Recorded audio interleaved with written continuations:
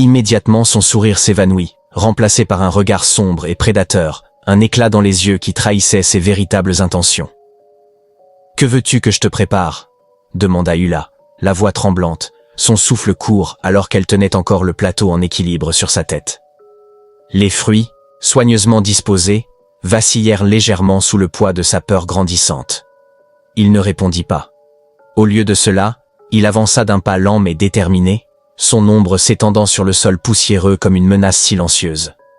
Les intentions de l'homme étaient de clair, et le cœur d'Ula se mit à cogner violemment dans sa poitrine, un tambour désordonné résonnant dans ses tempes. Prise de panique, elle lança son plateau au sol dans un fracas de fruits écrasés et de bois brisés, puis se précipita vers la grille rouillée qui marquait la sortie de la cour. Mais avant qu'elle ne puisse l'atteindre, une main ferme s'enroula autour de son bras frêle. Il la tira en arrière avec une force brutale, l'entraînant dans l'obscurité d'un bâtiment à l'abandon. Luna, comme certains appelaient Ula dans ces moments de rêverie, comprit alors qu'ils avaient pénétré une structure inachevée, aux murs nus et aux fenêtres béantes, un squelette de béton oublié par le temps. Elle hurla de toutes ses forces, un cri strident qui déchira l'air immobile. Mais les parois autour d'elle semblaient absorber le son, l'étouffant comme un linceul. Dehors, la vie continuait, indifférente. Personne ne vint à son secours. Ce soir-là, dans cette prison de silence, le monde d'Umar s'écroula. L'innocence qu'elle avait chérie, qu'elle avait protégée malgré la misère qui l'entourait depuis toujours, lui fut arrachée sans pitié. L'homme abusa d'elle, laissant dans son sillage une douleur qui ne s'effacerait jamais complètement. Ula était une adolescente de 16 ans, d'une beauté saisissante malgré la simplicité de sa vie. Elle était la fille unique d'une veuve connue simplement sous le nom de Mama Uluma, une femme au visage marqué par les années et les épreuves. Elles habitaient un bâtiment délabré, aux murs fissurés et aux toits de tôle rouillés, situé dans la partie la plus reculée d'Agouda, une petite ville où les rues poussiéreuses serpentaient entre des maisons modestes. Ula et sa mère vivaient de la vente de fruits, un commerce qu'elle tenait devant leur maison. Des oranges juteuses, des bananes mûres et des mangues dorées s'alignaient sur un étal de fortune, exposé sous le soleil brûlant. Ce métier, Mama Uluma l'exerçait depuis des décennies, bien avant la mort de son mari, survenue 5 ans auparavant. La vie n'avait jamais été clémente avec elle, même du vivant de son époux, mais son décès avait plongé la famille dans une précarité encore plus profonde.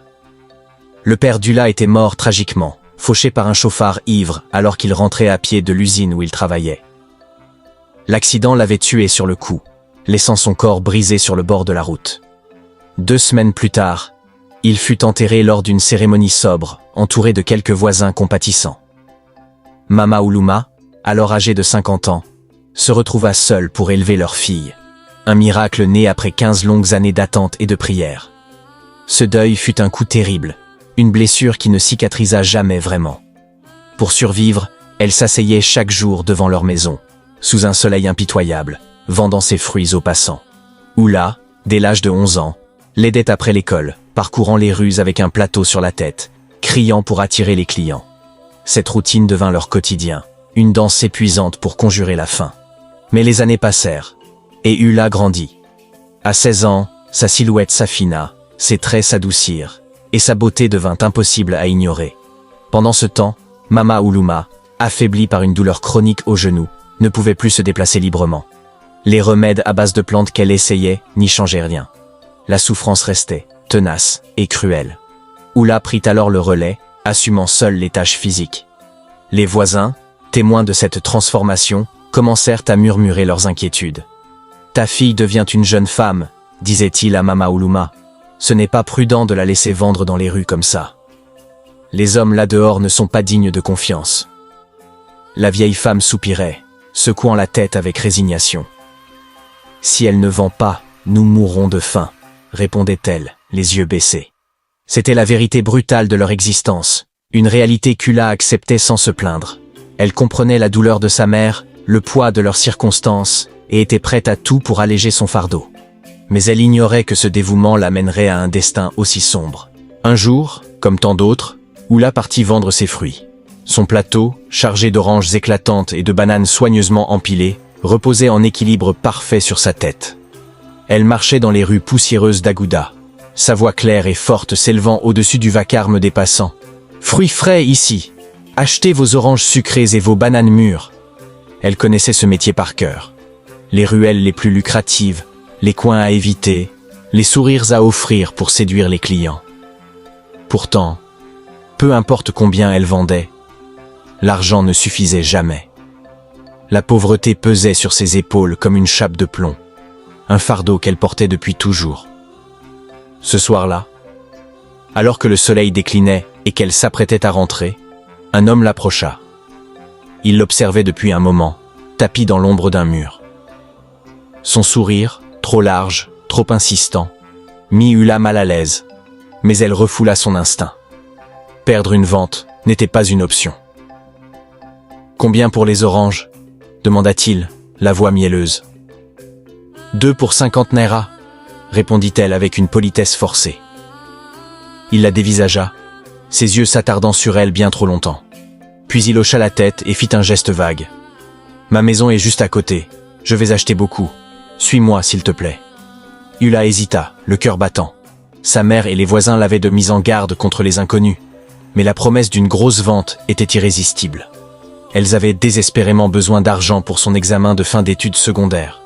Elle jeta un regard autour d'elle. La rue était animée, pleine de vie. Que pouvait-il arriver en plein jour? À contre-cœur, elle acquiesça et le suivit. Mais à mesure qu'il s'éloignait, son malaise grandit. La maison n'était pas juste à côté. Ils s'enfoncèrent dans une ruelle sombre et silencieuse, un endroit qu'Hula ne reconnaissait pas. Lorsqu'ils franchirent une grande grille métallique pour entrer dans une cour déserte, le comportement de l'homme changea du tout au tout. Son sourire s'effaça, remplacé par ce regard prédateur qui la glaça. « Que veux-tu que je te prépare ?» balbutia-t-elle, sa voix tremblante trahissant sa peur. Il ne répondit rien. Il s'avança, et elle comprit. Dans un sursaut de désespoir, elle lança son plateau et courut. Mais il fut plus rapide, l'attrapant par le bras pour la tirer dans le bâtiment inachevé. Ses cris résonnèrent en vain. Cette nuit-là, son innocence fut brisée, son corps et son âme marqués à jamais. Quand il la relâcha enfin, Hula s'enfuit, trébuchant dans l'obscurité, laissant derrière elle son plateau et ses sandales. Les larmes ruisselaient sur ses joues, alors qu'elle courait, le souffle court, jusqu'à la sécurité relative de sa maison. Mama Uluma dormait, terrassée par la maladie. Hula se glissa à l'intérieur en silence, n'osant pas la réveiller. La honte et la peur la consumaient. Elle se coucha sans manger, pleurant doucement pour ne pas alerter sa mère. Les souvenirs de l'horreur la hantaient, et malgré ses efforts pour fermer les yeux, le visage cruel de l'homme revenait sans cesse. Le lendemain était un dimanche, jour de repos. Hula resta au lit, feignant la fatigue. Avec ses maigres économies, des cadeaux reçus ici et là, elle donna à sa mère l'argent correspondant aux fruits perdus, prétendant les avoir tous vendus. Elle garda son secret, évitant les questions de Mama Uluma et les rues proches du lieu maudit. Pendant des semaines, elle enterra sa douleur au plus profond d'elle-même, vivant dans un silence lourd. Mais 2 mois plus tard, son corps la trahit. Son appétit changea, son ventre devint dur. Elle tenta de se convaincre que c'était son imagination, portant des vêtements amples pour cacher les signes. Pourtant, Mama Uluma remarqua son comportement étrange. Un soir, alors qu'elles étaient assises dans la faible lumière de leur petite pièce, elle demanda calmement « Ulma, que se passe-t-il? Tu es bizarre depuis un moment. »« Rien, Mama, je vais bien. » murmura Hula, détournant les yeux. Sa mère n'insista pas ce soir-là, mais elle l'observa plus attentivement. 1 semaine plus tard, Mama Uluma l'attendait à la porte. « Viens ici », ordonna-t-elle d'une voix ferme. Hula obéit, s'asseyant timidement. Sa mère posa une main sur son ventre, et le silence qui suivit fut assourdissant. « Tu es enceinte », murmura Mama Uluma, tremblante. Les larmes jaillirent des yeux d'Hula. Elle s'effondra à genoux, sanglotant. « Pardon, Mama. Je ne voulais pas ça. Il... » Les mots s'étranglèrent dans sa gorge. Elle ne put raconter l'horreur.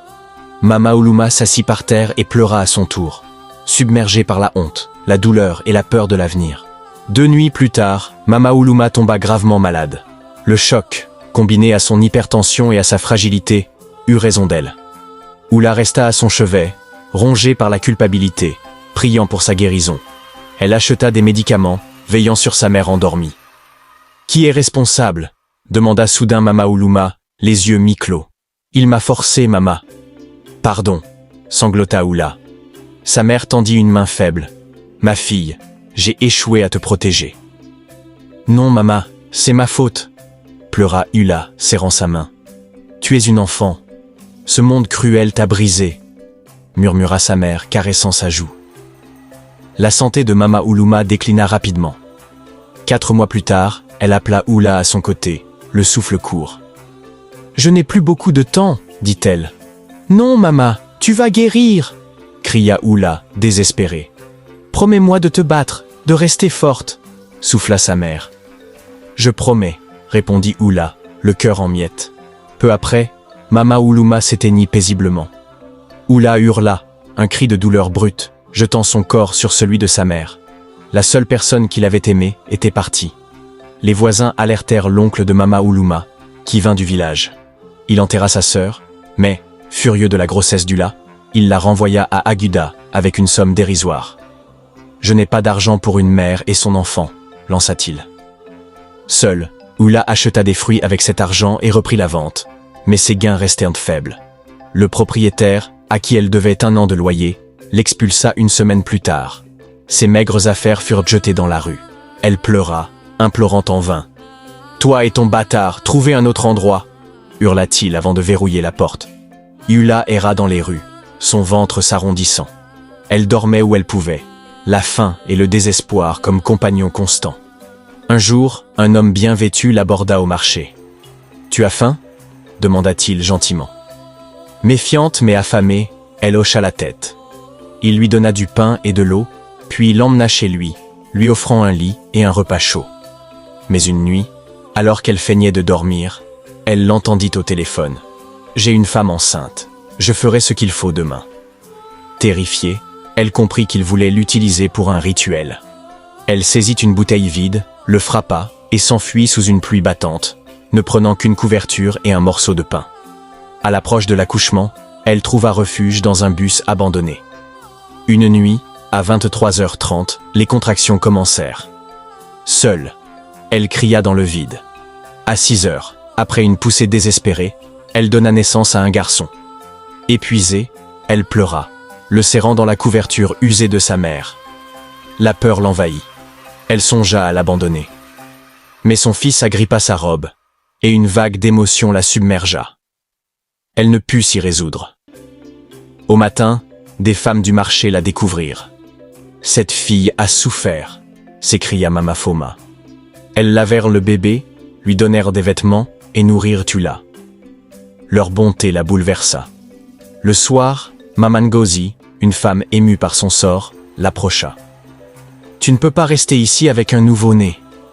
Viens avec moi. » Épuisée, Ula suivit cette étrangère au grand cœur. Chez Mama Ngozi, elle trouva un foyer. Elle nomma son fils Chisum. « Dieu est avec moi. » Et, sous la bienveillance de sa bienfaitrice, commença à se reconstruire. 3 ans plus tard, Mama Ngozi lui trouva un emploi de femme de ménage chez Jerry's Textile. Ula travailla dur, économisant pour Chisum, qui grandissait en joie. Mais un jour, à 7 ans, il s'effondra à l'école. À l'hôpital, le diagnostic tomba, pneumonie. Terrifié, Ula croisa Mr. Jerry, son patron, qui remarqua une marque de naissance sur Chisum, identique à la sienne. Troublé, il lui donna de l'argent. Plus tard, il l'interrogea. « Qui est le père ?» Elle raconta son viol. La vérité frappa Mr. Jerry. Il était cet homme. La culpabilité le dévora, mais il garda le silence. « Si Ula était votre ami, que lui conseilleriez-vous? Pardonner ou faire payer Mr. Jerry? Dites-le en commentaire. Merci d'avoir lu.